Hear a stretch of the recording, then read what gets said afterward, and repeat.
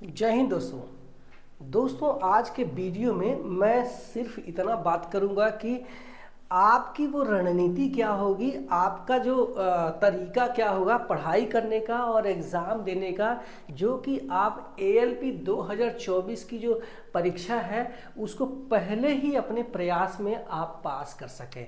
तो सबसे पहले हम इस परीक्षा को समझने की कोशिश करेंगे, इसका पैटर्न जानने की कोशिश करेंगे, इसके जो सिलेबस है उसको जानने की कोशिश करेंगे, क्योंकि बिना ये सब जाने, बिना ये सब समझे हम उस एग्ज़ाम को पहली बार में पास करने की कल्पना नहीं कर सकते हैं। तो ALP का जो एग्ज़ाम है उसको हम देखते हैं। ALP एग्ज़ाम 2024, ठीक है। तो ये हमारा 5 चरणों में डिवाइड है, ध्यान रखना, ठीक है। ये हमारा है CBT 1 और ये हमारा है CBT 2 और ये हमारा है CBAT या साइकोलॉजी टेस्ट और हमारा है DV यानी कि डॉक्यूमेंट वेरिफिकेशन और ये हमारा है मेडिकल एग्जामिनेशन, ठीक है। तो अगर आप ALP के 2024 के एग्ज़ाम को पहली बार में ही पास करना चाहते हैं तो आपको इन 5 चरणों से गुजरना पड़ेगा। 1, 2, 3, 4 और 5, ठीक है। तो आपको जो प्लानिंग है, जो रणनीति है, आपको सही किताबें सही समय से स्टडी करते हुए चलना पड़ेगा, ताकि आप इन पांचों जो चरण है इसको आसानी से क्लियर कर लें। तो CBT 1 पास करने का सबसे पहले फार्मूला बात करेंगे, फिर CBT 2, इस तरीके से मैं सीक्वेंस बात करूंगा। तो CBT 1 में आप देखेंगे कि इसमें 4 सब्जेक्ट है। कौन कौन सा है? ये हमारा है मैथमेटिक्स, ठीक है। दूसरा है रीजनिंग,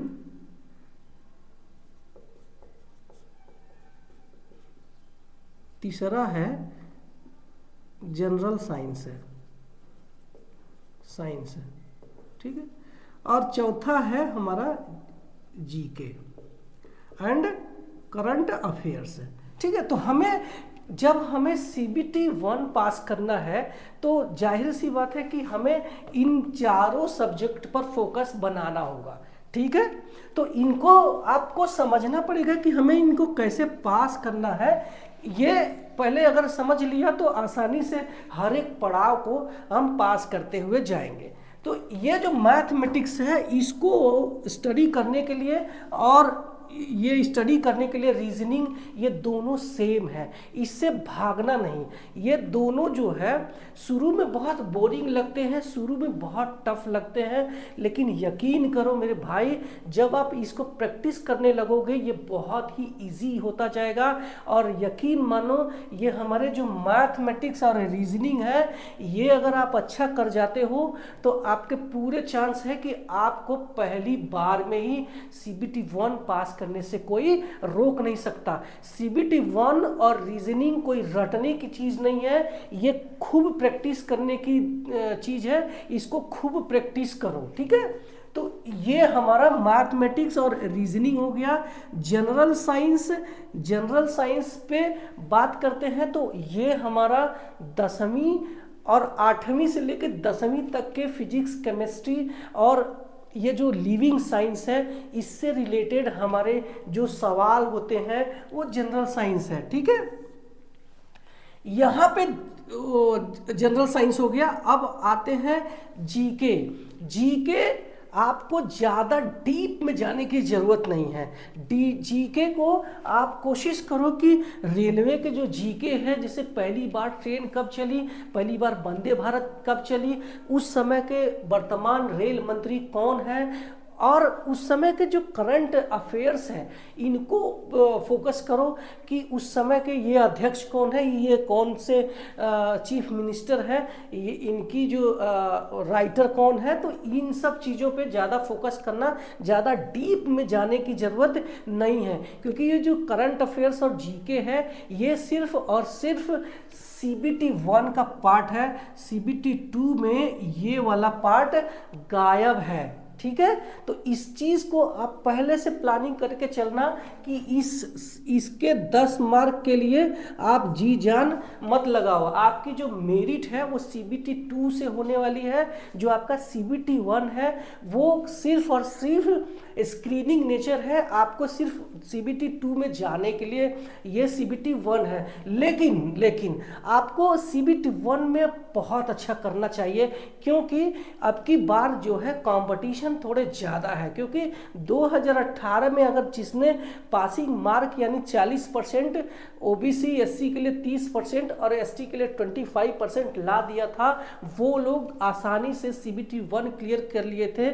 लेकिन अब की बार जो हम सेफ स्कोर देख रहे हैं, तो आप किसी भी जोन में आपने फॉर्म अप्लाई किया है तो आप मान के चलना कि जो जनरल का कट ऑफ है वो CBT 1 का वो 50 से 55 और OBC का जो है ऐसे ही है 45 से 55 के बीच में रहने वाली है, और SC का जो है ये हम 40 से 45 के बीच में मान रहे हैं, और ST का 35 प्लस मान के चलते हैं। तो इतना स्कोर आप अपना सेफ स्कोर मान के चलना, तो अगर आप CBT 1 इससे आसानी से क्लियर कर पाएंगे। और ज़्यादा से ज़्यादा मैंने बता दिया कि इन दोनों की खूब प्रैक्टिस करना, ये रटने वाली चीज़ नहीं है, और कोशिश करो कि एग्ज़ाम CBT 1 होने से पहले एटलीस्ट 3 बार इनकी पढ़ाई आप कर जाएंगे तो आसानी से आपका CBT 1 क्लियर होने का चांसेस है। अब आते हैं CBT 2।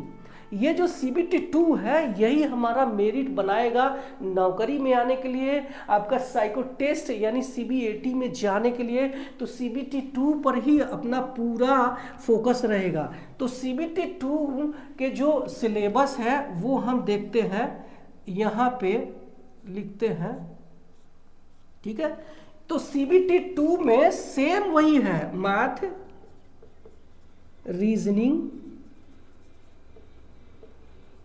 ठीक है, अब यहाँ पे CBT 1 में क्या था, जनरल साइंस था, लेकिन CBT 2 में basic science and engineering drawing है, basic science and engineering drawing है।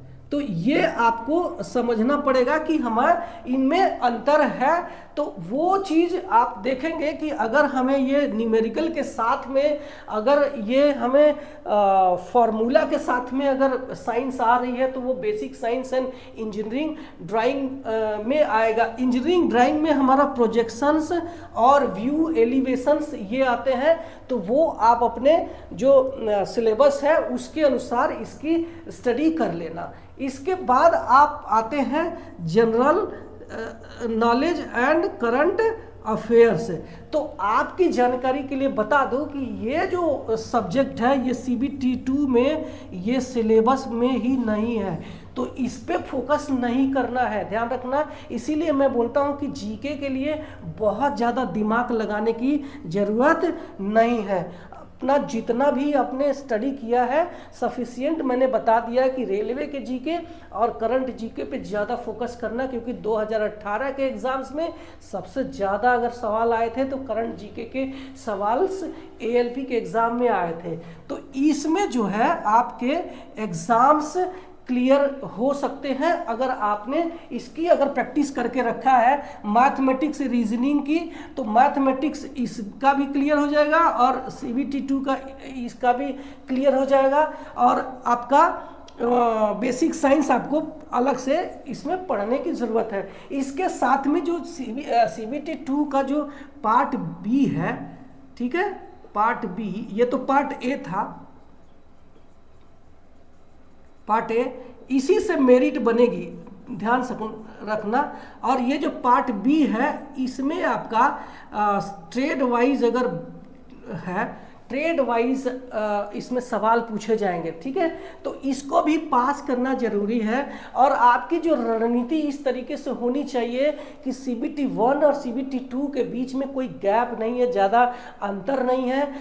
जून से अगस्त के बीच में CBT 1 का एग्ज़ाम होना है और आपको खुद नहीं पता है कि आपके जोन का कब किस डेट में आपका एग्ज़ाम होगा। तो आप अपना जो CBT 2 का भी ट्रेड जो है तैयार करके चलना, क्योंकि अगस्त और सितंबर 1 महीने में आप तैयार नहीं कर पाओगे।